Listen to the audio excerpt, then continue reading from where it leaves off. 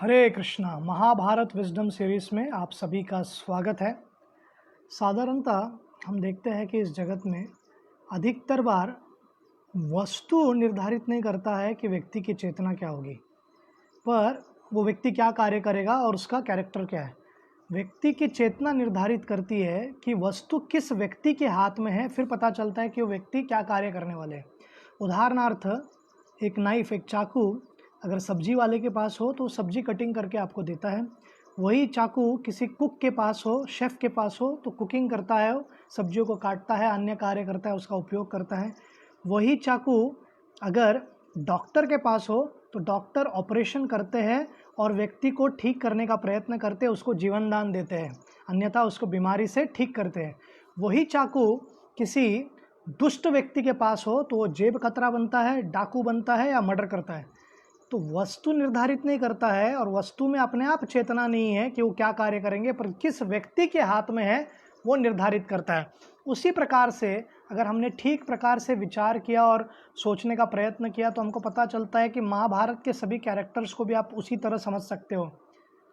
क्षत्रिय है, रूल करने की प्रवृत्ति होती है, राजसिक भावना होती है, उनको ब्राह्मणों की सेवा करने की इच्छा है, सुख ऐश्वर्य चाहिए, ये सब ठीक है, वहाँ तक सब कुछ बराबर है और हर व्यक्ति, हर क्षत्रियो को कार्य करना ही चाहिए, इसमें कोई शंका ही नहीं है। परंतु किस आधार पर वो आप प्राप्त करोगे? धर्म के आधार पर प्राप्त करोगे, नीति के आधार पर प्राप्त करोगे, या अधार्मिक मार्ग लोगे, या दानवों का संग लेकर अगर आप ऐसा दुष्ट कार्य करके किसी को पीड़ा देकर, किसी को दुख देकर, और ख़ास करके ऐसे लोगों को जो आपके प्रिय है, जो आपसे प्रेम करते हैं, इस जगत में आप देखिए कितना भी हम प्रयास क्यों ना करें, बहुत बार ऐसी परिस्थिति आएगी, बहुत बार ऐसा मौका आएगा जीवन में जहाँ पर हम कितना भी प्रयत्न क्यों ना कर ले उस व्यक्ति की तरह नहीं बन पाएंगे। जो हमारी आशा रहती है, इच्छा रहती है कि काश मैं उसकी तरह होता, काश मैं ये लेवल पर पहुँच जाऊँ, काश मैं उसकी तरह गा पाता, काश मैं उसकी तरह नाच पाता, काश मैं उसकी तरह भाषण दे पाता, काश मैं उसकी तरह बुद्धिमान होता, काश मैं उसकी तरह सुंदर होता, काश मैं लोगों को ऐसा इन्फ्लुएंस कर पाता। ये जो इच्छाएं हैं, आशाएं हैं, इसकी कोई अंत नहीं है।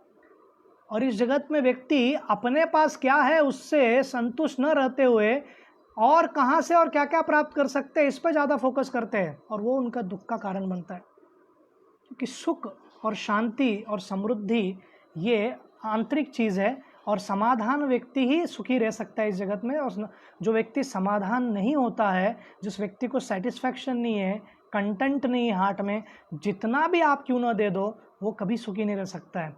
पूरा वैश्विक इतिहास आपके सामने ला के रख सकता हूँ, प्रारंभ से लेकर अंत तक जो भी हिस्ट्री, इतिहास हमको किताबों में पढ़ाया जाता है, राजाओं का उदाहरण हो, राष्ट्रों का उदाहरण हो, व्यक्तिगत उदाहरण हो, एक कंपनी का उदाहरण हो, एक स्पोर्ट्स टीम का उदाहरण हो, जो देना वो सब दे सकते हैं। परंतु सारांश में अगर आपको बताने का मैं एक उदाहरण बताऊँ कि कितना भी प्रयत्न क्यों ना कर ले व्यक्ति, हर देश को, अब हर अधिकतर जितने भी 194 रिकॉग्नाइज स्टेट्स है, या स्टेट माने राज्य नहीं, स्टेट का अर्थ नेशन भी होता है, तो जितने भी रिकॉग्नाइज नेशंस है इस जगत में, राष्ट्र है, उनमें से 194 में हर एक, बहुत सारे देशों की अभी भी इच्छा है कि हम ये थोड़ा क्षेत्र यहाँ से ले लें, वो थोड़ा क्षेत्र यहाँ से ले लें, उसके ऊपर आक्रमण करके वो करें। तो ये पर सभी तक चल ही रहा है। एक समय पर जो साम्राज्यवाद था वो पूरी तरह कंट्रोल किया करता था, तो आजकल का साम्राज्यवाद में ऐसा नहीं कि आपको जाकर सेना वहाँ पर उस राष्ट्र में भेजना है और उनको कंट्रोल करना है, आप उस राष्ट्रों को मजबूर करते हो। चाइना ने कम से कम 20 देशों को अफ्रीका में आर्थिक स्तर पर गुलाम बनाया। आर्थिक स्तर पर गुलाम मतलब वहाँ पर वो जाएंगे, सेवा करेंगे और उनको बहुत सारा कर्ज देंगे, कर्ज लौटा नहीं सकते, इसलिए चाइना वहाँ के बहुत सारे लैंडमाइंस पर अपना कब्जा करेगा, बहुत सारे आयरन ओर्स, पेट्रोलियम के जो रिफाइनरीज है या अन्य चीज़ है, सब पर अपना कंट्रोल लाएगा। जो भी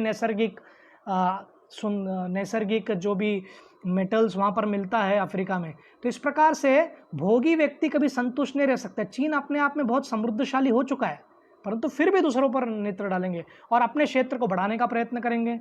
आप भारत और चीन के व्यक्तियों को कभी भी बैठा दो एक टेबल पर, किसी भी वर्ग के किसी भी बुद्धिजीवी को, वो इस सेटलमेंट पर कभी नहीं आएंगे कि कौन सा राज्य और कौन सा क्षेत्र किसका है।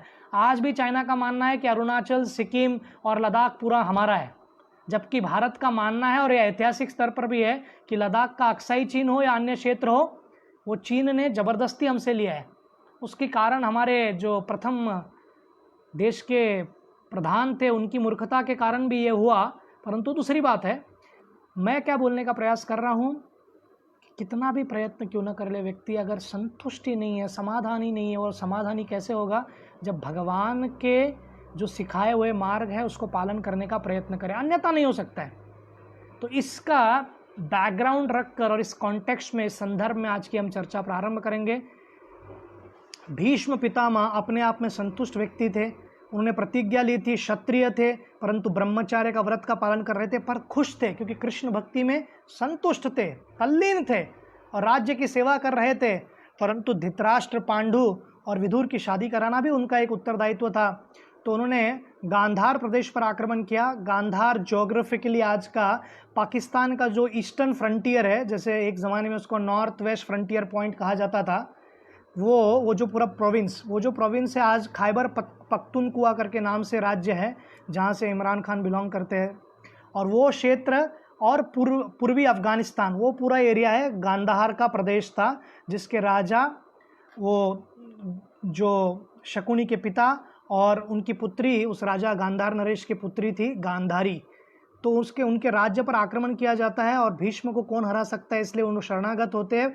और ऐसा भी कहा जाता है कि बहुत सारा नष्ट भी करते कौरव उससे।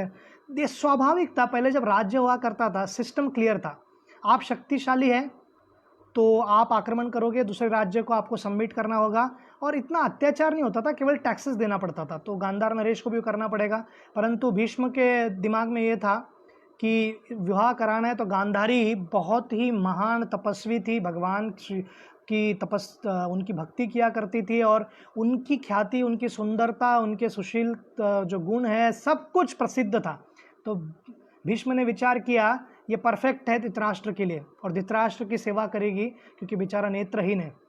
अब इनको सब पता नहीं था कि जिस व्यक्ति से विवाह करा रहे वो नेत्रहीन है। बाद में जब पता चला तो शकुनी को बहुत अपमानित महसूस हुआ। और साधारणतः वैदिक सभ्यता में जहाँ पर लड़की दिया जाता है, बहन को दिया जाता है, वहाँ पर वो व्यक्ति जाते नहीं है। कुछ कुछ प्रदेशों में तो आजकल भी ये सभ्यता है कि वहाँ का जाकर पानी भी नहीं पीते। उसका अर्थ ये नहीं है कि ये कितने पुरातन लोग थे, सेवा करने की मेन प्रवृत्ति होती थी, जाकर प्रिविलेज लेना, मजा लेना, आनंद लेना, भोग करना, ये आज का कल्चर है। साधारणतः हर एक व्यक्ति दूसरे व्यक्ति का सेवा करने का प्रयत्न करता था। और कन्या का जब दान कर दिया है तो उसके बाद उसका घर और उसका पूरा जीवन ससुराल में होगा, इस प्रकार का हमारा सभ्यता होता था, ताकि वो फैमिली रिलेशनशिप अच्छे से बना रहे और वो वहाँ पर जुड़ सके। अन्यथा इधर भी सोच रहे उधर भी सोच रहे, दोनों जगह पर पाँव नहीं रख सकते व्यक्ति। और बहुत सारे फैमिलीज़ का टूटने का कारण ये भी है आजकल के, क्योंकि भारत ना तो पुराना पूरा छोड़ा है और ना वेस्टर्नाइज पूरा हुआ है। तो थोड़ा वहाँ का वेस्टर्नाइज कल्चर लेता है, लिबरल, यहाँ जाओ वहाँ जाओ, कितने दिन भी जाओ, कुछ भी करो, कैसे भी करो, मुझे इच्छा हो रही है। और दूसरा, वो सभ्यता को भी नहीं छोड़ पा रहे, तो टाइट रोप, मंकी बैलेंसिंग करने का प्रयत्न कर रहे हैं। इसके कारण बहुत सारा एक्सीडेंट्स होते हैं, माइनर एक्सीडेंट्स फैमिली रिलेशनशिप्स में लोगों के बीच। तो हम देख रहे हैं यहाँ पर कि कैसे शकुनी वहाँ पर जाकर रुकते, पर शकुनी का एकदम मास्टर प्लान था कि इन कौरवों को नष्ट करना है। और कौरवों को नष्ट करने का मार्ग उनको पता चल गया था कि कैसे है, कि जो भी संतान होंगे वो मेरी बहन के गर्भ से होगा उसको राजा कम से कम करना है। अगर ये नहीं हो पाया तो इसके बीच में, इस रास्ते में जो भी व्यक्ति आएंगे, जो भी कुल आएगा, या पांडु का हो या किसी का भी हो, मैं उनको सबको नष्ट कर दूंगा। तो गांधारी को शिल वेदव्यास आशीर्वाद देते हैं और कहते हैं कि आपको षट पुत्र प्राप्ति अस्तु करके एक मंत्र देते हैं, और जिससे वो कहते हैं कि आपको इतने सारे पुत्रों की आपको संतान होंगे। वो कहते हैं कि इतने सारे पुत्र हो गए, 100 पुत्र हो गए, एक पुत्री भी, तो कहते हैं तथास्तु। और उनके गर्भ में 2 वर्ष हो गए थे, परंतु वो प्रसूति काल चल ही रहा था उनका, या गर्भवती थी। तो उनको समाचार मिलता है कि कुंती देवी ने जन्म दे दिया युधिष्ठिर महाराज को। तो गुस्से में आकर जोर से अपने पेट को हाथ मारती है, और उसके मुक्का मारने के कारण एक समझिए एक धातु के समान एकदम कड़क एक चमड़ी नीचे गिरता है उनके शरीर से, और वो लेकर विचार करती है ये थे सौपुत्र, ये थे आशीर्वाद वेदव्यास का। तो इसके बाद जब इनके पास जाते हैं वेदव्यास जी के पास, तो वेदव्यास जी कहते हैं ज़्यादा आप उत्तेजित मत होइए, आप एक कार्य कीजिए, 101 मटका लाइए और उसमें शुद्ध घी लेकर आइए और इसका 101 भाग करके उसमें डालते हैं और कुछ ही समय के बाद एक एक करके संतान जन्म लेने लगते हैं। तो आप विचार करोगे गांधारी कंपटीशन में कैसे आ गई। मूल स्वरूप में सभी लोग तपस्वी होते हैं, परंतु हर एक का एक बेस एलिमेंट भी होता है, अर्थात स्त्रियों के बीच ये कंपटीशन कभी नहीं जाएगा। स्त्रियों के बीच कुछ ना कुछ स्तर पर एक कंपटीशन होता है, एक प्रतियोगिता होता है और सब लोग उससे उभर नहीं सकते।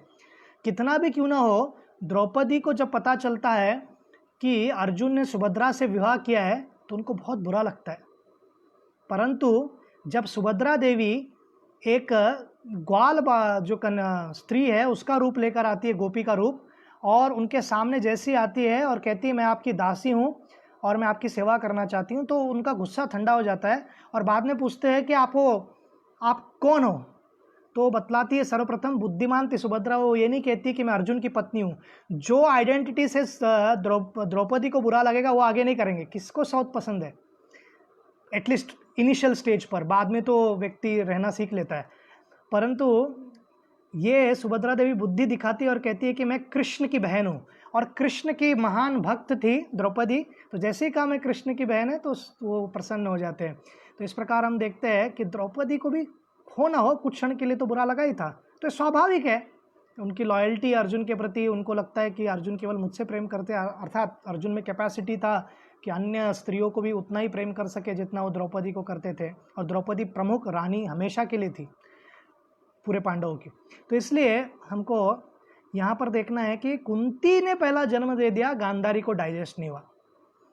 आज वर्ल्ड हेल्थ डाइजेस्टिव डे है, पूरे जागतिक स्तर पर मना रहे, तो देखिए बहुत लोग को बहुत कुछ पचता नहीं है।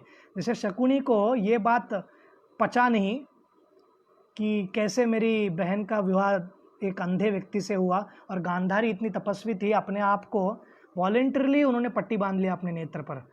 ऐसा नहीं कि जब जब उनको कोई सीरियल देखना होता था, उनका फेवरेट रात का प्राइम टाइम का 8 बजे का सीरियल, तो पट्टी उतार कर रख देती थी। वो तपस्वी थी, पूरा आजीवन जो पट्टी उन्होंने बांधा था, जो उन्होंने जिस प्रकार से सेल्फ को फोल्ड बाइंडेड कर दिया था और देखना नहीं था उनको, क्योंकि पति से उत्तम मुझे कुछ और नहीं चाहिए, और फिर ठीक से सेवा कर पाई। आप विचार करते होंगे कि नेत्र होता तो पति का और अच्छा सेवा कर पाती, पट्टी बांधने का आवश्यकता क्या है। उनके हजारों लाखों दासी है, तो कोई आवश्यकता ही नहीं है कि उनको स्वयं को इंडिविजुअली उनको कुछ करने की आवश्यकता है पर्सनली। तो ये बात भी समझने की आवश्यकता है। अब हम देखते हैं कि किस प्रकार से गांधारी के मन में वैसा स्वभाव आया, और कुछ समय के बाद जब जन्म लेने का समय आया पहले संतान का, तो पूरे आसमान में या आकाश से ध्वनि आने लग गई गधे का चिल्लाने का।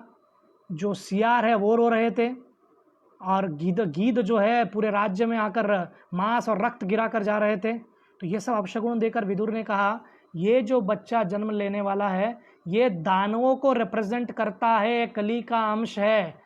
कृपा करके भैया मेरे एक बात को मानिए, आपके 100 पुत्र रहेंगे और दासी के साथ आपको एक पुत्र होने वाला है। तो इसलिए, और एक पुत्री भी है, एक व्यक्ति को, ऐसा कहा जाता है कि अगर एक फैमिली को बचा सकते हैं तो एक व्यक्ति को बलिदान देना चाहिए।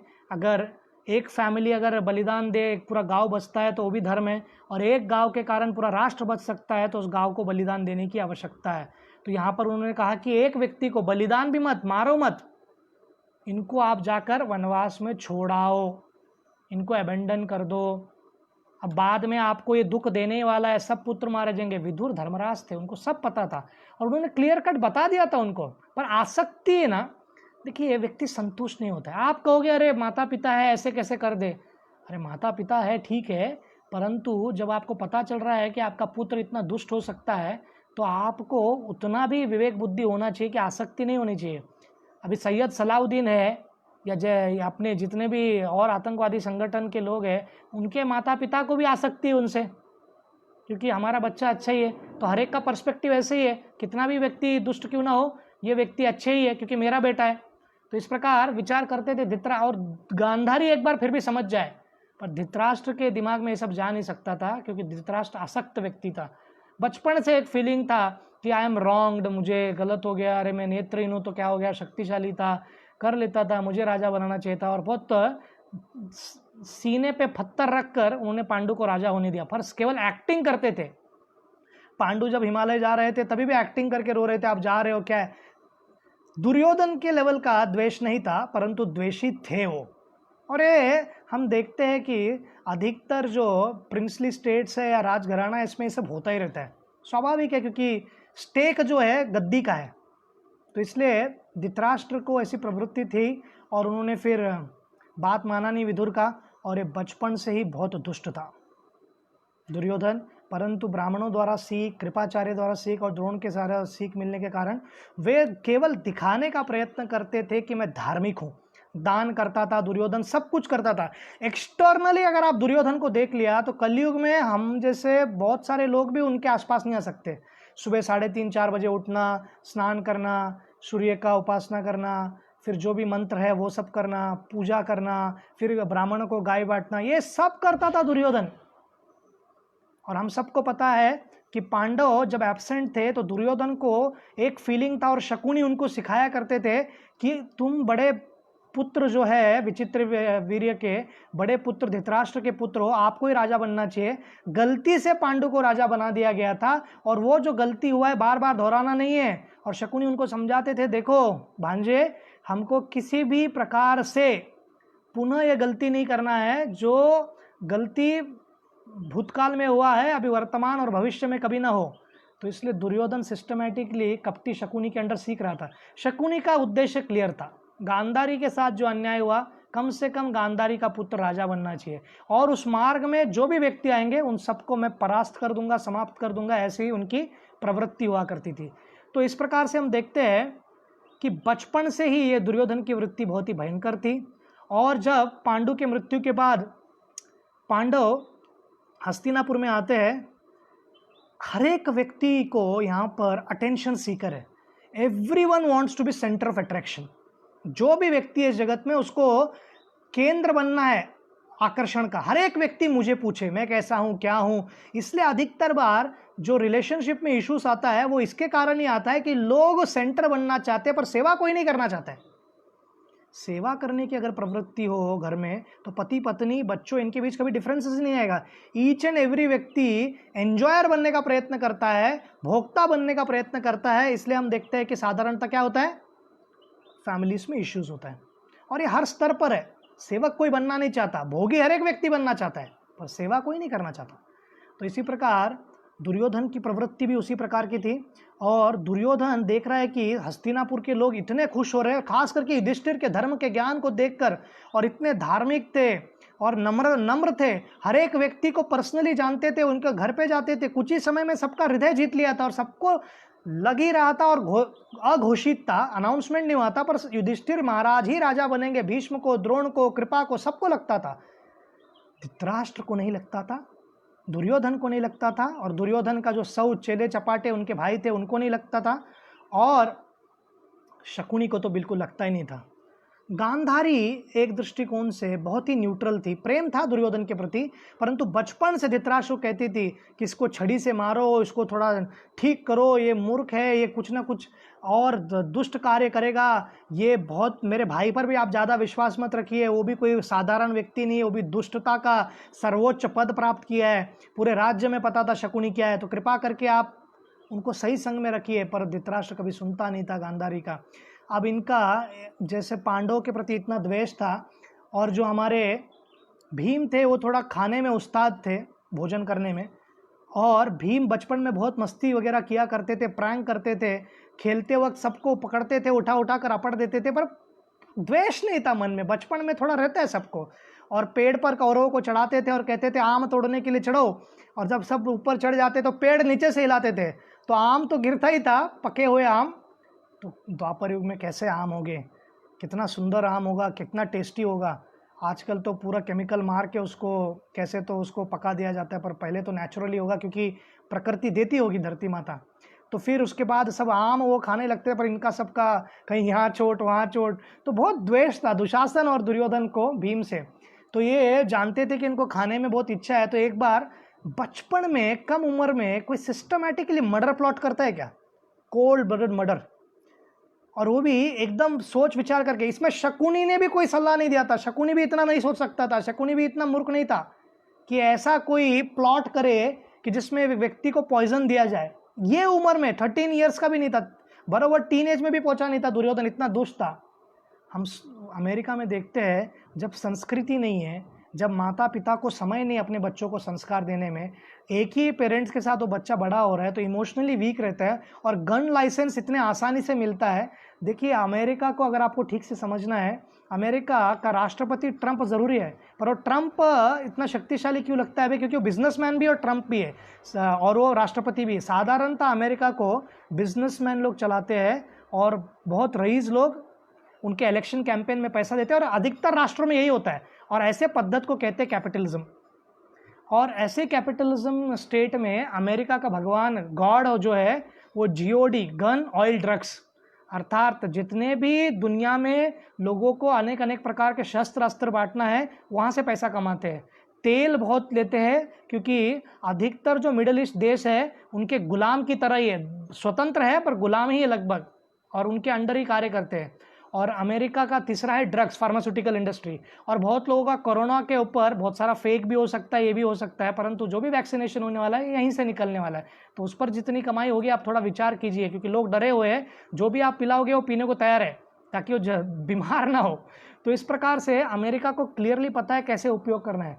परंतु ऐसी हिडोनिस्टिक संस्कृति जो केवल पैसा कमाने के लिए पागल है, तो वैसे में जो संतान जन्म लेते हैं उनको एक तो समझ में नहीं आता है कि जीवन का उद्देश्य क्या है, क्योंकि मेरा पिता माता सबको भोग करने में ही रुचि है और सब पैसा कमाने में रुचि है, मेरे पास तो देख भी नहीं रहे। तो अधिकतर बच्चे लोगों को इजीली गन लाइसेंस से गन मिल जाता है और स्कूलों में घुस जाते हैं और गेम वो पूरे रिकॉर्डिंग करते हैं, आज मैं स्कूल में जाऊंगा, मज़ा आने वाला है, मैं 30-40 लोग को तो मार ही दूंगा, देखो कितना मज़ा आ रहा है। शूटिंग करते वक्त भी कहते रहते हो मज़ा आ रहा है कि नहीं आपको, लाइव जाते हैं, फेसबुक लाइव, इंस्टा लाइव, और सबको दिखाते हैं क्रूर कार्य। तो ये सोचो कैसे होता होगा। टीवी में अगर बच्चे दिन भर में हजारों वायलेंट सीन देखेंगे तो यही होगा ना, सेंसुअल चीज़ें देखी जाएगी, गंदी चीज़ें देखी जाएगी, तो फिर होगा क्या? यही होने वाला है। तो इस प्रकार दुर्योधन भी कुछ कम नहीं था, बचपन से ही हिंसा और द्वेष की भावना से भीम को खास करके वो अन्न में उनके जो स्पेशल पदार्थ है वैसे उनको बनाते हैं भीम के लिए, और उसमें 12 लोग मर सकते हैं इतना विष डालते हैं क्योंकि बचने का कोई चांस ही ना हो। परंतु भीम कहते हैं कि भैया खिला रहे तो मैं खाता हूँ, तो खाते भी है भीम और घंटों तक खेलते भी है। तो चकित होकर दुर्योधन और दुशासन कहते हैं कौन है भाई, एक चकते ही व्यक्ति जगह पर मृत्यु हो जाना चाहिए, पर एक खा कर खेल भी रहा है। और सब लोग शाम होने के बाद घर जाते हैं, और हमने भीम के एपिसोड में आपको क्लियरली बताया कि किस प्रकार से वो नाग लोग जाते हैं और वहाँ पर आशीर्वाद मिलता है और उनकी शक्ति और बढ़ जाती है।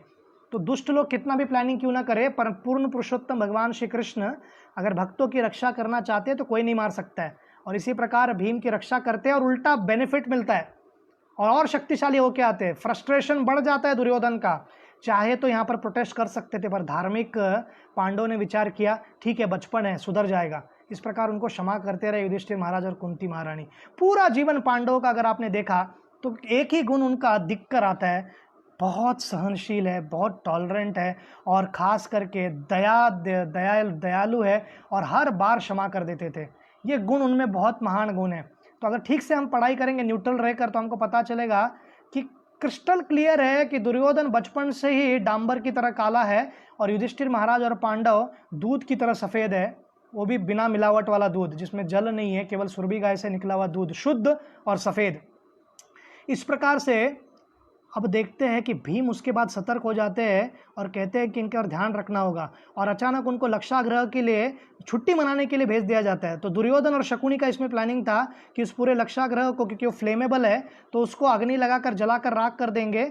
तो इस प्रकार जब प्लानिंग किया जाता है तो विदुर आकर उनको पहले ही बता देते हैं, और विदुर के एक विदुर के दूत आते हैं और दूत बतलाते हैं कि इस प्रकार से कार्य होने वाला है, और गुप्त भाषा में उनको बतलाते हैं। तो भीम बहुत सतर्क थे, तो भीम वेट कर रहे थे, और पुरोचन जो दुर्योधन का वहाँ पर आप कह सकते हैं कमांडर इन चीफ था ये पूरा कार्य करने के लिए, तो पुरोचन पर वॉच रखा था भीम ने। तो भीम ने फिर उन पे नहले पे दहला कर दिया, और पुरोचन कुछ करने से पूर्व उन्होंने क्या कर दिया, पुरोचन को एक बहुत बड़ा फेस्टिवल था, उसमें पुरोचन आते हैं, वो बहुत मदिरा पिए थे और उन्होंने डिसाइड किया था कि मदिरा का नशा जब उतर जाएगा, थोड़ा निद्रा के बाद मैं उठकर खड़ा हो जाऊंगा और खड़े होकर फिर जब मैं नींद से उठ जाऊंगा तो ये पूरा अग्नि लगा दूंगा। उसके पहले भीम अग्नि सब लगाकर, और वहाँ पर निषाद जाति के एक माँ स्त्री आई थी और उनके 5 पुत्र आए थे जो भीम के आयु के ही लगते थे।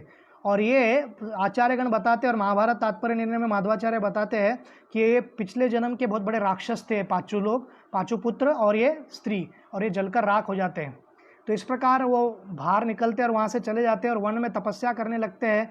और उन डर के मारे चुप रहे थे। और हम देखते हैं कि किस प्रकार से द्रौपदी को जीता जाता है, और फिर द्रौपदी के प्रसंग में भी ये हार जाते हैं। फिर ब्राह्मण के वेश में भी दुर्योधन को और अन्य शाल्य को भीम रोकते हैं और कर्ण को अर्जुन रोक देते हैं। और फिर इतना भी उनको देखो, साधारणतः व्यक्ति जिसको ना दूसरों को दुख दे के मजा आता है।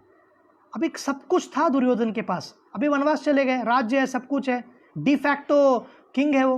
धृतराष्ट्र तो कुछ करते नहीं थे, केवल बैठते थे और कहते थे क्या करूं, विवश हूं, सुनता नहीं है मेरा बात, बेटे को बताता हूं सुन। ये ऐसे जो प्रकार के लोग रहते हैं ना, इनको कुछ करना नहीं रहता है। ये वीक हार्टेड लोग, आसक्त लोग रहते हैं, ना कुछ कर सकते हैं, ना कुछ चेंज लाना चाहते हैं, उनमें इतनी क्षमता ही नहीं रहती है। तो एक बार दुष्ट होना ठीक है, परंतु दुष्टों को सपोर्ट करना और भी क्रिमिनल एक्टिविटी है, जो धृतराष्ट्र ने पूरा जीवन किया।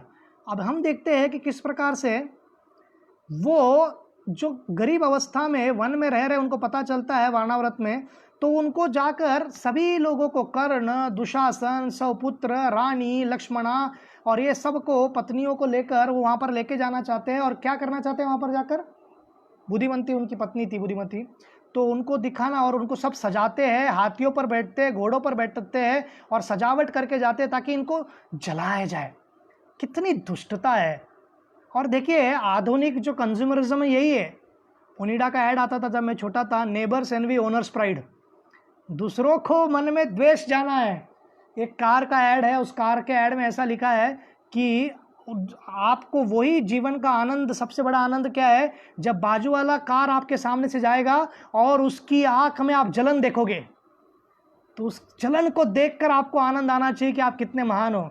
तो ये ओरिजिनल फिलॉसफी किसी और का नहीं था, ये राक्षस लोगों का ही है, हिरण्याक्ष, हिरण्यकशिपु का, और सब इसको रिप्रेजेंट करते हैं। पर्सोनिफिकेशन है दुर्योधन। तो दुर्योधन जाके उनको जलाने का प्रयत्न करते हैं, परंतु उनके वहाँ जाने के मार्ग पर एक तालाब आता है और उस झील में स्नान करने की इच्छा होती है। गंधर्व कहते हैं ट्रेसपासर्स विल बी प्रोसिक्यूटेड स्ट्रिक्टली, कोई अंदर आओ मत। वो कहते हैं गंधर्व अंदर क्या, हम दुनिया के राजा। कर्ण कहता है घुसो, बिंदास घुसो, दुर्योधन टेंशन मत लो। तो फिर जब वो जाने का प्रयत्न करते हैं, गंधर्व लड़ाई प्रारंभ कर देते हैं और एक एक करके सब पुत्रों को हरा देते हैं और सब भागने लगते हैं, और बाकी लोगों को गंधर्व सब लोगों को बंदी बना लेते हैं। और आज ही के दिन 1954 में डायना लेदर करके ये स्त्री है जिन्होंने विश्व रिकॉर्ड बनाया था। 1 माइल उन्होंने 5 मिनट से कम स्पीड में भागा था, कम समय में भागा था। तो बहुत बड़ा रिकॉर्ड था उस ज़माने में, जब बहुत सारे स्पाइक्स और अन्य चीज़ें नहीं हुआ करती थी। तो नंगे पाँव उन्होंने इतनी अच्छी तेज़ दौड़ लगाई थी। बोलने का तात्पर्य क्या है, जितना समय उन्होंने लगाया, मुझे तो लगता है कि कर्ण 1 माइल 30 सेकंड में भागा होगा। जब गंधर्वों ने उन पर आक्रमण किया, ये तथाकथित सेल्फ बूस्टिंग, स्वयं को बहुत महान समझने वाला धनुर्धर गंधर्व के बाणों का जब कान से बाजू से जाने लगा, तो मौत के डर के कारण इतना तेजी से भागा कि आज के तारीख में उसेन बोल्ट अगर 50 मीटर कवर करते तो कर्ण 100 मीटर कवर कर देंगे, इतना तेजी से दौड़ गया हो। क्योंकि मौत तो सबको डर लगता है, सबको डर लगता है। कर्ण को भी डर लगता था, कर्ण कोई बहुत साहसी व्यक्ति था, ऐसा कुछ नहीं था। तो इस प्रकार भीम अपने इसको दुर्योधन को बंदी बना लिया जाता है। तो जैसे वहाँ पर पहुँचते हैं, भीम को बंदी देखते हैं और बाकी जो रानी है उनको भी बंदी बनाया देखते हैं।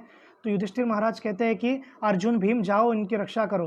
तो भीम कहता है अरे विधि द्वारा ये हमको यहाँ पर इस प्रकार से हमारे साथ छल करके हमको मारने का प्रयत्न कर रहे भैया, और अगर समझो नियति ने ये निर्धारित ही किया है कि इस दुष्ट को मरना ही है तो मरने दो ना।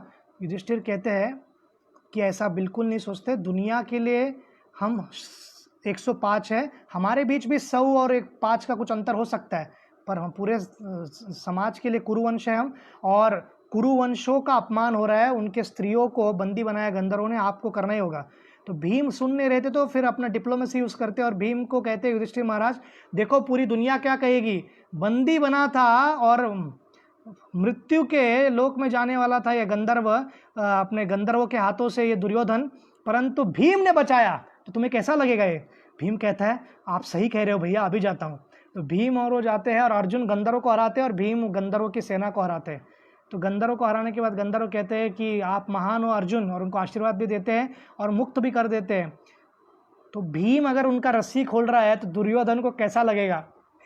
सबसे पीड़ादायक द्वेषी लोग को क्या लगता है? कोई मेहरबानी जिसके ऊपर द्वेष है। तो भीम सहायता कर रहा है, ये पचन नहीं हुआ और युधिष्ठिर महाराज ने उनको क्षमा भी कर दिया। उनको अपना मारने के लिए, एक्चुअली वो सिर्फ दिखाने के लिए नहीं आए थे, पूरी सेना भी लेकर आए थे। पहले तो जलाएंगे और फिर उनके, क्योंकि जलाया जाएगा तो उन पर आक्रमण करेंगे और इनको नष्ट कर देंगे, इसके लिए आए थे। वनवास में है, आप मारने का प्रयत्न कर रहे हो इतना बार बार, तो कितना द्वेषी है दुर्योधन, सहन ही नहीं होता था उसको पांडवों के प्रति। तो इस दुनिया में हम देखेंगे कोई व्यक्ति आपसे जलता है तो आजीवन जलेगा वो, तो आप कुछ कर नहीं सकते उसके बारे में। पांडवों जैसा सहन करो और प्रयत्न करो कि क्या कर सकते हैं आप बेस्ट, क्योंकि पांडव कोई कारण ही नहीं ना दुर्योधन का जलना पांडवों से। क्या कारण हो सकता है? क्या किया उन्होंने बचपन से? कोई कार्य नहीं किया जिससे वो बेचारा एजिटेट हो। भीम के केवल प्रैंक्स को थोड़ी ना कोई व्यक्ति टर्न आउट कर सकता है कि द्वेष में निर्माण करे। तो इस प्रकार से हम देखते हैं कि भीम रक्षा करते, उनके अन्य लोग भी रक्षा कर। इसके बाद दुर्योधन कहता है कि मैं यहीं पर, और दुर्योधन को मिलने के लिए कर्ण दूर गया था ना, फिर कैंप में देखते दुर्योधन को कर्ण दौड़ते हुए आता है और कहता है, कर्ण को दौड़ते हुए आते हुए देखने के बाद दुर्योधन को पूछता है कि दुर्योधन क्या हुआ? मुझे लगता है आपने गंधर्वों को हरा दिया। कर्ण डर गया था, कर्ण बहुत ही भयभीत था। फिर दुर्योधन कहता है कि क्या बात कर रहे हो, आप तो युद्ध से भाग गए, मित्र को वहीं छोड़ के गए। हाँ, मित्रता सहायता करनी चाहिए थी, भूल गए वो दिन पूरे एग्जीबिशन के सभा में जब सब लोग आपको सूत पुत्र कह रहे थे। मैंने आपको अंग प्रदेश का राजा बनाया था, मैंने तुमको राज्य दिया, तुमसे मैत्री की, तुमको मान सम्मान दिया। कर्ण ने कहा ऐसा बुरा मत मानो, अभी तक क्या हुआ है, मैं उन पांडवों को हराऊंगा। गंधर्व शक्तिशाली है, वो देवलोक के होते इसलिए शक्तिशाली थे, परंतु इन पांडव केवल मारते लोग के लोग हैं, इनको तो निश्चित हराऊंगा मैं। तो दुर्योधन कहता है ये क्या कह रहा है, अभी तो हराया गंधर्वों को, तो ये कैसे हराएगा? ठीक है, लॉजिक में बैठ नहीं रहा था। तो दुर्योधन ने कहा कि इतना अपमान किया है मेरा। शकुनी भी वहां पर पहुंच जाते हैं। तो देखो सब लोग, दुष्ट लोग अपना अपना प्राण बचाने के लिए भाग गया और दुर्योधन बंदी बन गया बेचारा। तो बहुत बार मित्रता, friend in need is friend in deed करके कहा जाता है। जो व्यक्ति मुश्किल हालतों में मदद करे, ट्राइंग सर्कमस्टेंसेस में मदद करे, तो वो मित्र है ना। परंतु कर्ण ने अपना दिखा दिया था रियल नेचर क्या है। जो भी हो, तो अब यहाँ पर दुर्योधन कहता है कि मैं प्राय व्रत करूंगा, यहीं पर ध्यान लगाऊंगा और अपने प्राण को त्याग दूंगा, और यहाँ से जब तक अन्न नहीं लूंगा, क्योंकि इतना अपमानित हो गया हूँ, मैं उनको हरा भी नहीं सकता हूँ। वनवासी है फिर भी मुझको हरा दिए, मेरे जीवन का उद्देश्य क्या है? मेरे जैसे दुष्ट व्यक्ति का जी कर क्या फायदा है? और ऐसा क्षत्रिय है जो अपने शत्रुओं को मार नहीं सकता, उसका जी कर उपयोग भी क्या है? तो शत्रु क्यों समझता था? दुर्योधन का एक परसिव्ड नोशन है, बहुत बार हमारा परसेप्शन रहता है, दृष्टिकोण रहता है कि बाजू वाला व्यक्ति मेरा शत्रु है, ये रिश्तेदार मुझको गिराना चाहते हैं। पर अगर हम लोग बात करें और साधुओं की या मीडिएशन करें या कोई व्यक्ति का, बड़ों का आदर करे, तो ये सब सुलझ सकता है। परंतु दुर्योधन ऐसा व्यक्ति था ही नहीं कि वो कभी बड़ों का विचार करे, बड़ों के बारे में सोचे और उनका आदर करे। पूरा विश्व आदर करता है बड़ों का। तो आज इंडोनेशिया में वर्ल्ड एल्डर्स डे करके मनाते हैं। ये क्यों मनाते हैं ऐसे सब दिन? ताकि बड़ों ने और पूर्वजों ने कुछ ना कुछ हमारे लिए कंट्रीब्यूशन किया और कोई भूलता नहीं है। तो इस प्रकार हम देखते हैं कि दुर्योधन अभी तपस्या करके वहाँ प्राण छोड़ने वाला है। तो कर्ण कहता है ऐसा क्यों कर रहे हैं, मैं सब कुछ करता हूँ पर कुछ से प्रभावित नहीं होते। दुशासन कहता है कि अरे आप ऐसे क्यों कर रहे भैया, और अलग प्रकार का तर्क वितर्क देते हैं, मैं ये करूँगा, मैं वो करूँगा, पर उनसे भी प्रभावित नहीं होते। शकुनी फिर अलग अलग स्ट्रैटेजी यूज़ करते हैं। वो क्या कहते हैं कि आपको ये कायरता क्यों दिखा रहे हो, आप क्षत्रिय हो, लड़ो, और लड़ नहीं सकते हो। तो अभी वो देख रहे हैं कि इसमें क्षत्रिय तेज भी कुछ ज़्यादा रहा नहीं है, पूरा मनोबल टूट गया है। तो वो कहते हैं ठीक है, आप क्या करो, इनको राज्य दे दो आधा। तो आप उनके मेहरबानी के ऊपर जी नहीं रहे हो, आपने उनको सहायता की ऐसा दिखाई देगा। फिर भी संतुष्ट नहीं हुए शकुनी, फिर अन्य बहुत सारे मार्ग अपनाए, साम दाम दंड भेद जो भी कर सकते हैं, दंड के अलावा सब कुछ प्रयत्न किया, परंतु कुछ नहीं हो रहा था। फिर उसके बाद दानव लोक में, तो हमको एक बात समझने की आवश्यकता है कि धरती मिडल में है और नीचे के जो दानव लोगों के, जो दानव वृत्ति राक्षस वृत्ति के लोग हैं, उनका एक स्वर्ग की तरह प्रकार का लोक है जहाँ पर भोग है, और स्वर्ग है ऊपर देवताओं का। तो दोनों देवता और दानों में निरंतर स्ट्रगल है, हमेशा फाइट है। तो ये फाइट बहुत बार धरती पर भी आता है। तो इस सभी दानों का प्रतिनिधित्व करता था दुर्योधन, कली का अंश। तो दुर्योधन अगर अपना प्राण त्याग देगा तो जिस पर्पस के लिए अनेक अनेक दानव, जो कि दामोदभव राक्षस था कर्ण, और दुशासन अनेक राक्षस थे, 100 भाई उनके राक्षस थे, विकर्ण और युत्सु को छोड़ के, ये सब जन्म लिए थे। और देवताओं ने भी अलग अलग जगह जाकर जन्म लिया था, उनका अंश पांडवों के रूप में आए थे। नर नारायण ऋषि आए थे, नारायण ऋषि श्री कृष्ण है, नर ऋषि जो है वो अर्जुन है, तो वायुदेव के अंश प्राण तत्व भीम है। तो इस प्रकार से देखते हैं कि देवताओं और दानों के बीच स्ट्रगल था। ये फैमिली फ्यूड नहीं है, एक केवल प्रॉपर्टी इशू नहीं है कि चाचा का बेटा जीतेगा या मेरे पास आएगा प्रॉपर्टी, वो एक इधर आना चाहिए, उधर का नीम के पेड़ का वो वाला बाजू खेती मेरा है। इस प्रकार का इतना नीचे का लेवल का फाइट नहीं था, ये धर्म की स्थापना का था। और दानवों ने विचार किया कि अगर हमारा सबसे बड़ा मुख्य खिलाड़ी प्राण त्याग देगा, आत्महत्या कर देगा, तो बहुत बार आत्महत्या क्या होता है पता है? आत्महत्या करेजियस कॉवर्डीज है, अर्थात साहसी कायरता है। साहसी कायरता क्यों साहसी है? क्योंकि प्राण सबको प्रिय है, सबको प्राण प्रिय है इस जगत में, तो अपने प्राण त्यागने को तैयार है। परंतु दुष्ट मान सम्मान के साथ प्राण नहीं त्याग रहा है, इस जगत में उसको ऐसा लगता है कि अभी मेरा जीने का कोई रास्ता ही नहीं, इसलिए प्राण त्याग रहा है, या उसको इंपॉर्टेंस नहीं मिल रहा है, सेंस ऑफ ऑनर नहीं मिल रहा है, अपमानित फील हो रहा है, तो व्यक्ति अपना कायरता की तरह प्राण को त्याग देता है। और ये बहुत दुष्ट कार्य है किसी व्यक्ति को आत्महत्या करना। सर्कमस्टेंसेस सबका अलग अलग हो सकता है, सिचुएशंस अलग हो सकती है, परंतु भगवान का दिया हुआ ध्येय को समय से पहले नष्ट करने का हमारा कोई अधिकार नहीं है। इससे अच्छा ये होगा कि हम देश के लिए बलिदान कर दें बॉर्डर पर, ताकि किसी का कुछ सेवा तो हो जाए, वीर गति को प्राप्त हो जाए।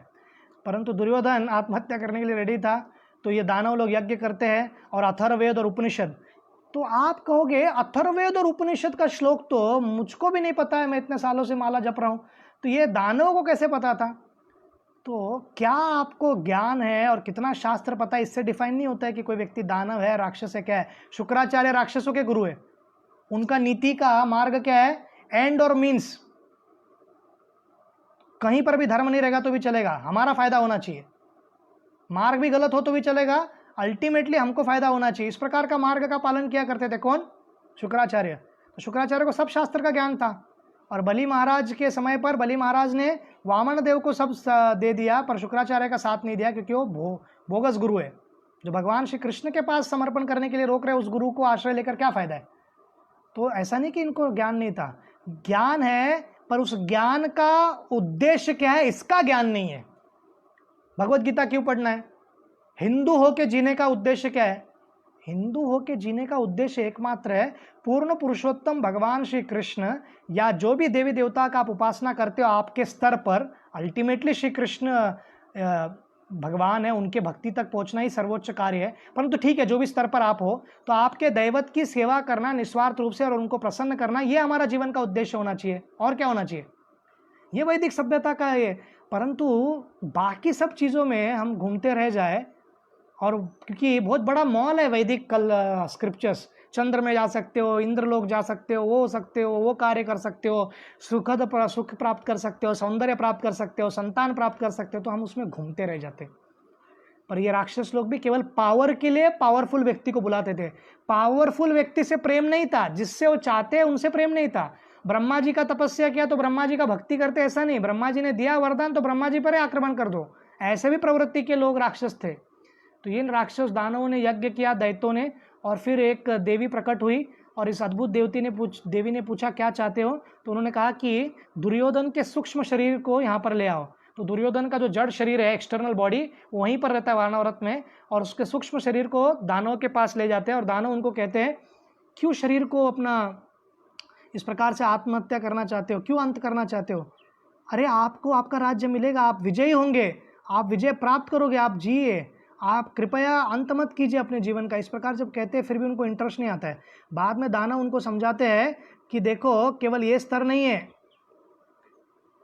ये मत समझिए आप, बहुत सारे दानवों ने आपकी सहायता के लिए ऑलरेडी धरती पर आ चुके हैं, और वो अलग अलग कार्य कर रहे हो। शकुनी जो तुम्हारा मामा है वो कोई साधारण व्यक्ति नहीं है, वो भी बहुत बड़ा दानव है। तो आपका मामा दानव है, फिर आपके भाई लोग दानव है। कर्ण तो बहुत बड़ा राक्षस है, एक ज़माने में सहस्त्र कवच था। तो कर्ण नहीं मार पाया अर्जुन को, तो मैंने एक पूरा सिमंचक करके एक पूरी सेना है, उस सेना में पूरी सेना ही राक्षस सेना है, तो वहाँ पर पूरी राक्षस सेना को वहाँ पर तैयार कर दिया हूँ। चिंता क्यों करते हो दुर्योधन? फिर दुर्योधन को लगता है क्या सच्ची में विजय होऊंगा? हाँ बिल्कुल। तो दुर्योधन को थोड़ा सेल्फ एस्टीम आता है और लगता है हाँ मैं पांडवों पर विजय प्राप्त कर लूँगा। तो इस प्रकार वो कहते हैं ठीक है मैं कैंसिल, मेरा आत्महत्या कैंसिल। तो फिर वो वहाँ से वो जाते हैं और फिर वो तुरंत वो शरीर में जब आते हैं एक्सटर्नल कॉन्शियसनेस में, तो विचार करने लगते हैं मैं कहाँ गया था, मैं किन से बात कर रहा था, क्या नशा हुआ था मुझको या मुझे नींद आई थी। फिर कर्ण उनको बतलाते हैं कि क्या आप आने के लिए तैयार हो? तो दुर्योधन कहता है हाँ मैं प्रतिज्ञा छोड़ रहा हूँ। तो उसके बाद दुशासन, शकुनी सब आनंदित होते हैं और फिर राज्य में वापस जाते हैं। और फिर उनको थोड़े समय के बाद देखते कि राजसूय यज्ञ है और अभी राज्य भी जब बांटना था, आधा आधा बांटने को कहा, तो इनको दे दिया भंजड़ जमीन। किनको? पांडवों को। पर युधिष्ठिर महाराज ने ये नहीं कहा क्या दिया आपने, तो उस भंजड़ जमीन में भी उसको खांडव प्रस्थ को इंद्रप्रस्थ में परिवर्तित किया। तो एडवर्सिटी में भी जो अपॉर्चुनिटी देखते वो है भक्त। कोई भी परिस्थिति में क्या हम मौका देख सकते हैं, हर परिस्थिति में व्यक्ति कुछ ना कुछ सीख सकता है और कुछ ना कुछ कार्य कर सकता है। तो जब वातावरण बहुत ही दूषित वातावरण था और हमारे देश में जब आपातकालीन परिस्थिति थी 70 के दशक में, और उसके बाद हमने देखा है कि पूरे भारत में अधिकतर बार कांग्रेस का राज्य रहा है और किसान वगैरह इतना प्रसन्न नहीं थे, तो हरियाणा के या उत्तर प्रदेश का जो हरित प्रदेश का भाग है, वो क्षेत्र के चौधरी चरण सिंह नाम के एक व्यक्ति जिनका 1902 में जन्म हुआ था, और वो पूरा एक रेवोल्यूशन लाते, हरित क्रांति लाते हैं और वो प्रधानमंत्री भी बनते हैं, हमारे देश के 7वें प्रधानमंत्री बनते हैं। तो परिस्थिति थे ही नहीं अनुकूल, पर उस पर प्रतिकूल परिस्थिति में भी अनुकूल परिस्थिति उन्होंने लाया और किस प्रकार से ज़मीन से एक किसान प्रधानमंत्री बनकर दिखाया। उन्हीं का आज 1987 में जीवन का अंत हुआ था। तो हम देखते हैं कि हर एक व्यक्ति अपने प्रॉब्लम्स को, समस्या को अंत कर सकता है कि अगर हमारा दृष्टिकोण पॉजिटिव हो, अगर सकारात्मक हो तो इस प्रकार दुर्योधन का अलग था। दुर्योधन तो हर जगह पर परिस्थितियों को अपने हिसाब से घुमाना चाहता था, धर्म और न्याय की बात भी अपने हिसाब से ही करता था। अब दुर्योधन ने देखा कि इंद्रप्रस्थ परिवर्तित हो गया, राजसूय यज्ञ है, राजसूय यज्ञ में जाता है, माया दानव द्वारा बनाया गया मायावी भवन को देख के माया में चला जाता है। दुर्योधन ऑलरेडी माया में था और राक्षसी है और माया में जाता है। और एक फेमस एपिसोड है जिसको बहुत ट्विस्ट किया जाता है, बहुत घुमाया जाता है, बहुत तड़का मार के बताया जाता है।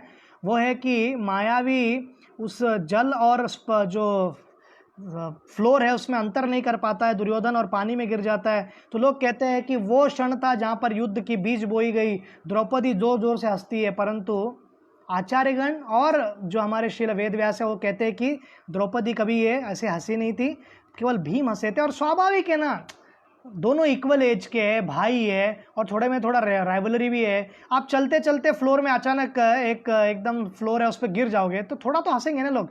और आपका क्या सर में लगा नहीं है, आपको कोई इंजरी नहीं हुई है, ऐसा नहीं कि आपको एडमिट करना पड़ेगा, सर्जरी करना पड़ेगा, केवल गिरा है आप, तो स्वाभाविक है हंसेंगे लोग। परंतु इसको इतना बड़ा चढ़ाकर ये विचार करना कि मेरा अपमान हुआ, मेरा ये हुआ, धृतराष्ट्र को कहते हैं जाकर मैं आत्महत्या करना चाहता हूँ, मुझे कोई इच्छा नहीं रही। फिर वो कहते हैं ठीक है ऐसे सब मत विचार करो, क्या चाहते हो तुम? तो धृत क्रीड़ा के लिए बुलाओ, ऐसा कहते हो, जुआ खेलने के लिए बुलाओ। तो युधिष्ठिर महाराज को विवश किया जाता है, युधिष्ठिर महाराज खेलते हैं और हमने हर प्रसंग में सुना युधिष्ठिर महाराज के द्रौपदी के समय भी, भीम के समय भी, किस प्रकार से कपटी जो हमारा शकुनी है एकदम छल कपट से उनको हराता है और फिर द्रौपदी के साथ इतना अपमान होता है। फिर यही दुर्योधन अपने जांग को दिखाकर कहता है द्रौपदी आओ यहाँ पर आकर बैठो, तुम तो दासी हो, तो तुम्हारे सब भिखारी हो चुके हैं तुम्हारे पति। कर्ण फिर दुष्ट बात कहता है वैश्य है, और फिर कर्ण कहता है इसको निर्वस्त करो, दुशासन निर्वस्त करने का प्रयत्न करते हैं। फिर भीम कहते हैं कि दुशासन तेरे हाथ को मैं युद्ध में उखाड़ फेंकूंगा और तेरे रक्त को पीऊंगा, और ये भी कहते हैं दुर्योधन को कि तेरे जांग के टुकड़े टुकड़े कर दूंगा मैं। और इस प्रकार प्रतिज्ञा लेते हैं और कहते हैं कि कर्ण तुम्हारी मृत्यु अर्जुन के हाथों होगी। और फिर उसके बाद सहदेव कहते हैं कपटी शकुनी तुम्हारा मैं अंत करूंगा। और इस प्रकार द्रौपदी को फिर धृतराष्ट्र सब कुछ वापस दे देते हैं। फिर ये कपटी लोग फिर प्लान करके धृतराष्ट्र को मनाकर फिर बुलाते हैं और फिर इनको चीटिंग कराकर, अगर ठीक प्रकार से भी जुआ भी खेलना है तो कुछ रूल्स है ना।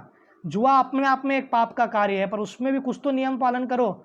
उनके पास ऐसा एक जादुई ताकत था जिससे शकुनी जो नंबर चाहिए वही आता था, तो इस प्रकार से छल कपट से हराया। परंतु वो कला बाद में कणक के रूप में युधिष्ठिर महाराज भी सीख जाते हैं। तो अगर शकुनी फिर से भी खेल बोलते थे ना कहीं पर, तो युधिष्ठिर हरा सकते थे। तो ऐसा नहीं कि युधिष्ठिर अभी सीखे नहीं थे, जिंदगी भर भोला ही रह गए। तो हम देखते हैं कि जब वो वन में जाते हैं और यहाँ पर भी जब वनवास के लिए जाते हैं तो निरंतर सुनते हैं कि किरमिरा को मार दिया, फिर उसके बाद अर्जुन दिव्य स्वर्गलोक से इतने सारे अस्त्र शस्त्र प्राप्त किए। तो दुर्योधन सदैव अपना इस मौके का फ़ायदा उठाकर, अभी उसने वॉर मोड में ऑलरेडी था, उसको कुछ देना ही नहीं था उनको, तो अभी उसने सेना या अलायंसेस बनाना चालू कर दिया। इसलिए युद्ध से पहले 11 अक्षौणी सेना इनका बन पाया। तो हर देश में सेना को सम्मान रहता है, हर एक व्यक्ति चाहता है कि उनकी सेना को सम्मान मिले। तो उसी प्रकार हर देश इस जगत में, हर राष्ट्र अपना एक आर्म फोर्सेस डे मनाता है। तो आज के दिन अर्जेंटीना, जो कि दक्षिण अमेरिका का देश है, वो आज अपना आर्म्ड फोर्सेस जो सेना है उसको सम्मान देने के लिए उनका बहुत बड़ा समारोह है। स्वीडन में भी ये कार्य चल रहा है, वेटरन्स डे करके मनाते हैं। वेटरन्स उनको कहा जाता है जो योद्धा थे, युद्ध में लड़े हैं या अपने प्राण को त्यागे, उनको सम्मान दिया जा रहा है। स्वीडन जो देश है, जो स्कैंडिनेवियन कंट्री है। तो इस प्रकार से हम देखते हैं कि योद्धा लोगों को सम्मान हुआ करता था, बड़ों का सम्मान किया जाता था। पर दुर्योधन मैत्री बहुत चालाक था, डिप्लोमेसी में, राजनीति में इतना माहिर था। आज का कोई भी पॉलिटिशियन इधर भी सक्सेसफुल होना है तो दुर्योधन से ट्रिक्स लो और शकुनी से कपटी स्वभाव का ट्रिक्स लो तो आप सक्सेसफुल हो जाओगे। नीति के अनुसार बढ़ना चाहते हो तो आप युधिष्ठिर महाराज से सीख सकते हो, वो भी कुछ कम नहीं है। परंतु अगर शॉर्टकट मार के आपको आगे बढ़ना है तो ये दुर्योधन बेस्ट एग्जाम्पल है आपके लिए। तो दुर्योधन अलायंसेस करना प्रारंभ करता है, इसलिए 11 अक्षौणी सेना जमा कर पाता है दुर्योधन, और वो 7 ही कर पाते पांडव, क्योंकि पहला चालू किया था उन्होंने। ऐसा नहीं कि दुर्योधन अच्छा व्यक्ति था इसलिए सब लोग उसका साथ दे रहे थे, बिल्कुल नहीं। उसने प्रारंभ जल्दी किया था और अलग अलग स्वभाव से वो सबको, जैसे शाल्य को भी उन्होंने अच्छा खाना खिला के अपने बाजू कर लिया था। जो शाल्य मामा थे नकुल और सहदेव का, अच्छा भोजन कराया और शाल्य ने कहा जिन्होंने भी भोजन कराया उसके लिए मैं प्राण भी दे दूँ। तो दुर्योधन कहते हैं प्राण मत दो, मेरी सेना ज्वाइन करो। तो बहुत चालाक था, भोजन खाते वक्त या उसके पहले सामने नहीं आता है, और इनको लगता है कि युधिष्ठिर महाराज ने ऑर्गेनाइज किया है, परंतु बाद में पता चलता है कि दुर्योधन ने ऑर्गेनाइज किया है। आप ये कह सकते हो कि शाल्य को कम से कम ये पता होना चाहिए ना कि खाने से पहले पूछो तो सही कौन खिला रहा है। इतना थोड़ी ना कोई क्या कह सकते हैं कि खाने के लिए इतना पागल हो जाए कि पूछे नहीं। परंतु राजा शाल्य को इस प्रकार से मान सम्मान दिया जाता है, और कोई व्यक्ति कह रहा है कि आप खाने के लिए आइए तो कोई ना कैसे कहे। और बहुत स्वादिष्ट भोजन था, उन्होंने खाया। तो हम देखते हैं कि धरती पर हम अकेले नहीं है, कनेक्शंस है। जैसे दानवों का कनेक्शंस था और दानवों का प्रतिनिधित्व करते हैं हमारे दुर्योधन। तो अंतरिक्ष में जाना और अंतरिक्ष के बारे में पढ़ाई करना, लोक में क्या है, इसका हमारा हमेशा से इच्छा था। और 1999 में जो नासा है उन्होंने पहली बार एक स्पेस स्टेशन पर डॉक किया था अपने एक सैटेलाइट को, मतलब वहाँ पर रुकाया था, जैसे डॉकयार्ड में डॉक करते जहाज को, उस प्रकार से स्पेस स्टेशन ही बनाया गया था। तो हमारी इच्छा है, मानवीय इच्छा है कि हम अंतरिक्ष में जाए, अन्य लोकों में जाए, परंतु उसका एक मार्ग है। जिस प्रकार से हम कर रहे हैं ठीक है वो, परंतु इससे सरल मार्ग क्या है, वो लोक में जाने का जो वैदिक सभ्यता से जो मार्ग है, अच्छे कर्म करो और ऊपर के लोकों में जाओ, वो सबसे उत्तम मार्ग है। परंतु अन्य लोग ऊपर की तरफ है ऐसा नहीं, नॉर्थ की तरफ है। उसका अर्थ क्या है, वो एक सिंबॉलिक है। अर्थात सब हर एक का, अगर अमेरिका का ऊपर अलग होगा, हमारा अलग होगा, क्योंकि ये स्पेरिकल है अर्थ।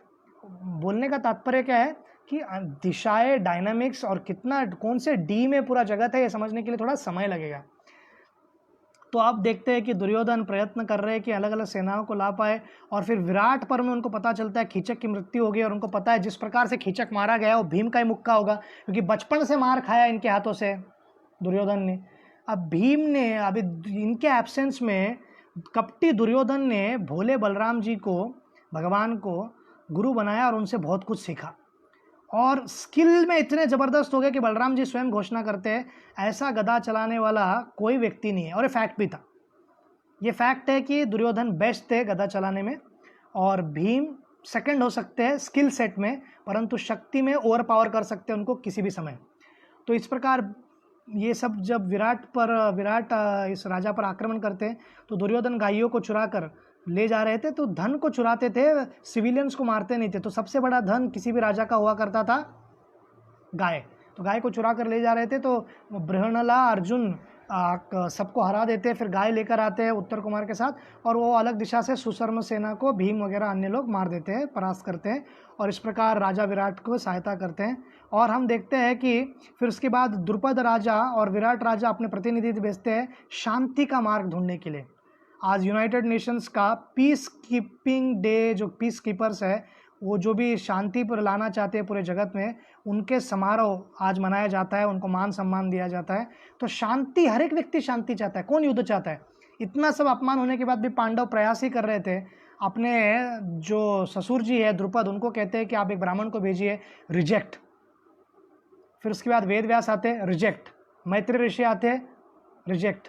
तो ये दुष्ट सुन ही नहीं रहा था किसी का बात। अब आधा राज्य मिल गया, उसमें सुखी रह सकता है ना, कुछ भी नहीं देना है उनको। फाइनली कृष्ण जाते शांति दूत बनकर, विचार कीजिए। तो जब कृष्ण आते रहते तो धृतराष्ट्र और शकुनी और दुर्योधन प्लान क्या करते हैं कि हम इनको ना अच्छा स्वागत कराएंगे और इनको अच्छा भोजन कराएंगे, और अच्छा भोजन मिलने के बाद हमारे बाजू करके लेंगे। पर विदुर कहते हैं अरे भगवान को आप ऐसा नहीं कर सकते हो, भगवान भावग्रही जनार्दन है, पावग्रही जनार्दन नहीं है। तुम्हारा पाव देखकर या तुम्हारा ब्रेड देखकर या तुम्हारा खाना देखकर आकर्षित नहीं होंगे, भाव देखकर आकर्षित होंगे। तो जब वो आते हैं, दुर्योधन गेट पर ही खड़े थे, पहली बार किसी को मान सम्मान दे रहा था, पर कपटी का स्वभाव कुछ और था, और इसके पहले उसने नारायणी सेना को अपने बाजू कर लिया था। तो भगवान के शक्ति चाहिए पर भगवान नहीं चाहिए। कितना दुष्ट है दुर्योधन। और दुर्योधन को ऐसा लग रहा था कि अर्जुन भावनात्मक होके इन्होंने कृष्ण को ले लिया और कृष्ण लड़ने नहीं वाले, तो क्या सहायता कर पाएंगे, और मैं इतना महाशक्तिशाली नारायणी सेना ले चुका हूं। परंतु भगवान, इसलिए यही अंतर है ना, भगवान उनके सामने थे, सुबह शाम दिखते थे, हमेशा उनके साथ चर्चा की, फिर भी दुर्योधन कभी नहीं समझ पाया। उनको लगा ठीक है चमत्कारी है, थोड़ा बहुत यदुवंश है, अपने ही एज का है, इतना थोड़ी ना है। अगर ऐसा है तो फिर वो बचपन में दूध वगैरह क्यों निकालता था, गायों को क्यों लेके जाता था? गायों को लेके जाता है भगवान कभी? तो ऐसा उसका विचार था। तो क्या कर सकते हैं आप बताइए। तो दुष्ट को इतना ज्ञान नहीं था और अपनी दुष्टता को हर जगह दर्शाता था। तो हम देखते हैं कि किस प्रकार से ये सब भगवान शांति दूत के रूप में वहाँ पर आते हैं और दुर्योधन उनको स्वागत करते हैं। तो कृष्ण उनको कहते हैं दो कारण से ही व्यक्ति किसी के घर जाता है, या तो उसको जब बुलाया जाता है और उसको भूख हो, या व्यक्ति को स्नेह हो उस व्यक्ति के प्रति। ना तो मुझे भूख है तुम्हारे इधर खाने के लिए, और ना ही मुझको तुम्हारे प्रति स्नेह है, क्योंकि तुमने इतना दुख पहुंचाया पांडवों को, कुंती को, तुम्हारे इधर कैसे आ सकता हूँ। तो दुर्योधन कुछ एक्सप्रेशन चेंज नहीं करते, चेहरे पर ऐसे ही रखते, पर उनको बुरा लगता है और वो वापस जाते हैं, विदुर के यहाँ पर जाते हैं और विदुर के यहाँ पर रुकते हैं। और नेक्स्ट दिन शांति दूत के रूप में आते हैं और वो कृष्ण उनको कहते हैं कि इतने सारे साधु है, आप मेरा ही स्वागत क्यों कर रहे हैं? मैत्री ऋषि है, फिर हमारे परशुराम जी है, फिर वेदव्यास जी, उनको पहले स्थान दीजिए। फिर धृतराष्ट्र कहते हैं क्षमा कीजिए कृष्ण, फिर उनको स्थान दिया जाता है। फिर उसके बाद चर्चा प्रारंभ होती है। कृष्ण कहते हैं मेरा स्ट्रेट फॉरवर्ड एक वाक्य में बात कहनी है, युद्ध नहीं चाहिए पांडवों को, शांति का मार्ग है, आधा राज्य आप दे दो, वो शांति से रहेंगे, आप शांति से रहो। चलिए, आपको अगर आधा राज्य भी बहुत लग रहा है, और क्षत्रिय है, उनको राज्य करना उनका धर्म है, 5 गांव दे दो, केवल 5 गांव दे दो, आप में कोई, हमारे भी कोई द्वेष नहीं है, हर प्रकार का जो भी अपमान हुआ है सब क्षमा करने के लिए तैयार है, शांति से आप रहोगे। धृतराष्ट्र कहता है आप मेरे दुष्ट पुत्र को समझाओ, वो बहुत ये है, हट्टी है, वो सुनता नहीं है। एक्चुअली धृतराष्ट्र का ही इधर समस्या था, समझाना उनको आता ही नहीं था, और कभी उन्होंने बचपन में जब सिखाने का ज़रूरत था तभी तो सिखाया नहीं, डरा के फटकार के। अब क्या बात कर रहे हैं कि वो नहीं सुनेगा। तो फिर दुर्योधन वहाँ पर आते हैं और दुर्योधन कहते हैं कृष्ण तुम हमेशा पांडवों के साथ देते हो, ये सभा भी हमेशा पांडवों का ही साथ देता है, मैं इतना शक्तिशाली हूँ, सबको मार सकता हूँ। तो कृष्ण वहाँ पर साम दाम दंड नहीं भेद, ये तीनों का उपयोग करते हैं। पहला अच्छा बात करते हैं, पहले उनके लिए क्या अच्छा हो सकता है वो सब बतलाते हैं। आपका राज्य वैभव होगा, पांडव आपको सहायता करेंगे, आप ही के भाई है, और आपको मारकर उनको क्या प्राप्त होगा, और आप उनको मारकर आपको क्या प्राप्त होगा, आपके संबंधी मारे जाएंगे, समझने का प्रयत्न करो। फिर प्रलोभन देते हैं कि किस प्रकार से वो आपको सहायता कर सकते हैं, आपको सुख मिलेगा, ऐश्वर्य मिलेगा, सब। फिर वो भी नहीं होता है, फिर वो भेद करने का प्रयत्न करते हैं और बतलाते हैं कि साधारण मत समझो, भीम की शक्ति को तो तुम जानते ही हो, खिचक को मारा है, किरमिरा को मारा है, बका को मारा है उन्होंने, और तुम जानते हो कितना शक्तिशाली, आपके साथ ही गुरुकुल में थे। अर्जुन ने इतने सारे दिव्य अस्त्र प्राप्त किए, खांडव प्रस्थ के निर्माण करते वक्त जितने भी दानव थे उनको मार रहे थे, और जो दानव भागने का प्रयत्न कर रहे थे तक्षक जैसे, उनके ऊपर भी आक्रमण कर रहे थे। और इंद्र तक्षक का मित्र वर्षा करा रहा था, छतरी निर्माण किया था, छतरी को संभाल रहे थे, वर्षा का एक बूंद धरती पर नहीं गिर रहा था, जंगल जल के राख हो रहा था। तो इतना सब कर सकता है, देवताओं को रोक सकता है देव, और फिर नियत कवचों पर, काले कन्या पर, दानवों पर, इंद्र को संतुष्ट करके किराट, जो किराट के रूप में शिवजी आते हैं उनकी बराबरी करते हैं धनुर्युद्ध में। तो आप सोचिए वो कोई साधारण व्यक्ति नहीं है। फिर दुर्योधन कहता है अरे उसके पास जो भी हो, मेरे पास कर्ण है, मेरे पास वो है। दुष्ट व्यक्ति को कितने भी समझाने का प्रयत्न करो वो नहीं समझता है। और बहुत बार क्या है, दुर्योधन बड़ों का आदर नहीं करता था, बिल्कुल आदर नहीं करता था। तो द्रोण वगैरह सब बोलते थे तो उनको लगता था कैसेट फिर से चालू हो गया, विदुर का कैसेट फिर से चालू हो गया। पहली बार जब दुर्योधन बतलाता है प्लान कि उनको खिलाने के लिए बुलाते हैं, और अगर नहीं सुनेगा तो उनको सेना को पूरा मैंने तैनात कर दिया है, वो आकर उनको पकड़ लेंगे और उनको बंदी बना लेंगे। तो भीष्म कहता है मूर्ख कही के पूरे वंश का अंत कराने वाला है तू, पूर्ण पुरुषोत्तम भगवान श्री कृष्ण को तू बांधेगा, इतना मूर्ख हो गया है तू, नहीं जानता उनके शक्ति को, किस प्रकार उन्हें बचपन से कितने असुरों को मारा है, कंस दुष्ट राक्षस को मारा है, कंस के साथ लड़ने का विचार तो कर सकते थे क्या तुम। तो इतना सब बताने के बाद भी जब उसको बुद्धि नहीं आ रही थी दुर्योधन को, फिर द्रोण भी थक गए, द्रोण उठकर चले गए, फिर विदुर उठकर चले गए। विदुर ने कहा धृतराष्ट्र तुम कारण हो, इस जड़, इस पाप के जड़ का कारण मूल तुम हो, खत पानी तुमने दिया है, तुमने जल दिया है, तुम ही कारण बनोगे सर्वनाश अपने सभी पुत्रों का। और कहकर विदुर वहां से चले जाते हैं। फिर धृतराष्ट्र समझाने का प्रयत्न करते हैं, गांधारी डांटती है दुर्योधन पर, दुर्योधन कहाँ समझते हैं। और फिर अगले दिन कृष्ण को बंदी बनाने का प्रयत्न करते हैं। कृष्ण हर प्रकार से उनको बताने का प्रयत्न करते हैं, मेरी बात को समझो, आप युद्ध नहीं जीत पाओगे, सर्वनाश हो जाएगा। दुर्योधन कहीं नहीं सुनते और कृष्ण पर सभी सेना दौड़ते हुए आती है। तो कृष्ण अपने विश्व रूप को दिखाते हैं और उस विश्व रूप से सब लोग, सेना उनके पास भी नहीं जा पाती है, सब मूर्छित होकर गिर जाते हैं। और दुर्योधन भी देखता है कितना विशाल रूप है, आकाश तक जा रहा है। और धृतराष्ट्र कहता है मुझे भी देखने की इच्छा है, मुझे भी देखने की इच्छा है। अभी धृतराष्ट्र को विश्वरूप देखने का मतलब कैसा है, एसल वर्ल्ड घूम के आया, वाटर किंगडम घूम के आया, क्या सुंदर था अपना लाल किला, कितना सुंदर था, ऐसा टाइप का। भगवान का मंदिर बहुत लोग जाके दर्शन लेते हैं पर उनको कोई भक्ति भाव उत्पन्न नहीं होता, उनको केवल फैंटेसी रहता है, अरे ये देख लिया, वो देख लिया, ये देख लिया, सिनेमा घर देख लिया, चलो ये जूहू का मंदिर भी देखते हैं, बीच देख लिया, पानी पूरी खा लिया, अभी राधा रासबिहारी को भी देख आते। जब तक ज्ञान नहीं होगा, जब तक सत्संग नहीं करेंगे, तो रूप को देखकर भी हम क्या करेंगे, केवल एक स्टैचू की तरह होता है हमारे लिए, अधिकतर लोगों के लिए। तो पूरे विश्व रूप को देखा, इतना विशाल रूप उन्होंने दिखाया और उन्होंने ये भी बताया कि देखो कैसे सबका अंत हो रहा है। और दुर्योधन को दिखा रहे थे, दुर्योधन कह रहा है कहाँ है, कहाँ है, अनदेखा कर रहा था, दिख रहा है फिर भी अनदेखा कर। कितना बड़ा मूर्ख है दुर्योधन, दिख रहा है विश्व रूप है फिर भी उसको लग रहा है अरे जादूगिरी कर रहे हैं, थोड़ा ये काला जादू कर रहे हैं कृष्ण, ये काला जादू तो मेरे को भी आता है, ये मैं ये सब तो आसानी से कर लूंगा, ये कोई बड़ा बात नहीं। तो बंदी बनाने का प्रयास करते हैं तो धृतराष्ट्र कहते हैं क्षमा कर दो, तो कृष्ण कहते हैं कोई बात नहीं धृतराष्ट्र जी, अभी आप केवल आपके जीवन में दुख ही दुख आएगा, परंतु आप सबके लिए मैं अच्छी कामना करता हूँ, पर पांडवों से युद्ध लड़ने के लिए आप तैयार हो जाइए। दुर्योधन भी फिर अगले दिन कृष्ण जब उनसे फाइनल मिलने के लिए जाते हैं तो कर्ण को अपने सीट पर ही बैठाए थे, ताकि कर्ण को हमेशा पैम्परिंग करता था दुर्योधन, क्योंकि उसको लगता था कि कर्ण हरा देगा अर्जुन को। परंतु वो दुर्योधन कपटी बताने का प्रयत्न कर रहे थे कि सब लोग मेरे साथ है, शकुनी है, ये है, वो है, और बहुत सारी सेना, मैंने 11 अक्षौनी सेना भी जमा कर ली है, और इस प्रकार से युद्ध निर्धारित किया जाता है, कोई भी शांति प्रस्ताव। कृष्ण यहाँ पर हारे नहीं, उल्टा उन्होंने, भगवान पूर्ण पुरुषोत्तम भगवान शक्तिशाली होते हैं, परंतु भक्तों की रक्षा के लिए और शांति रखने के लिए इस जगत में वे एक स्टेप नीचे आकर साधारण रोल भी कर सकते हैं, पीस कीपर का, पीस मैसेंजर का। जानते हैं कि नहीं सुनने वाले, फिर भी अपमानित होंगे, विदुर भी बताते उनको, फिर भी वो सेवा करते। क्यों?